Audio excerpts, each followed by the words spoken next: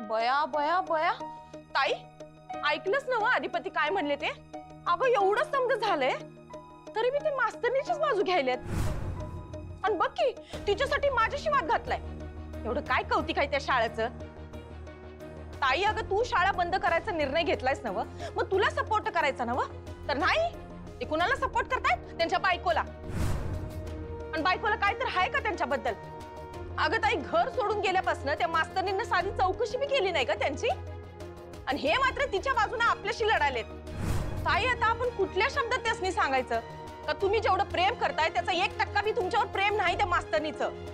सोडून द्या म्हणाव तिचा नाद. ताई अगं आपण अधिपतीसनी समजवायला पाहिजे. कारण तुला सांगू अधिपतींचं लक्षण काही खरं दिसत नाही बघ. जेव्हा जेव्हा अधिपती तिला भेटून येतात का नाही तेव्हा तेव्हा ती आपल्यावर चिडचिड करतात बघ. तू ऐकलंच नव मगाशी कशा मास्तरनीची वकिली करत होते ते? काय तर म्हण म्या तिला काहीतरी बोलली असेल म्हणून ती मला काहीतरी बोलली असेल. ताई अगं म्या तिला कशाला काय बोलायला जाऊ? आणि काय म्हणले अधिपती का मास्तरनीला जेलात टाकू नका, म्हणजे तिला जेलात टाकलं तर तुझं लगीन होणार नाही. अगं ताई असं थोडीच होणार आहे.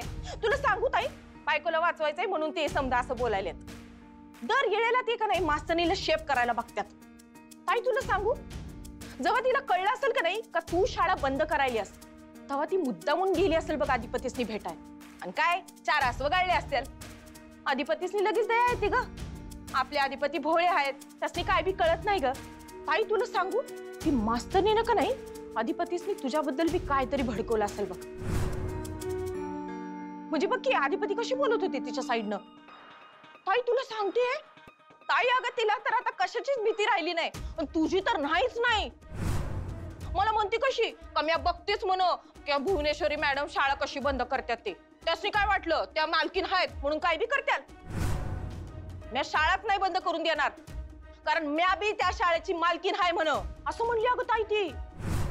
ताई ती मला म्हणते कशी का म्या सूर्यवंशीच्या घराची ऑफिशियल सून आहे, त्यामुळं भुवनेश्वरी मॅडम पेक्षा जास्त हक्क माझा आहे म्हण या घरावर आणि या शाळेवर.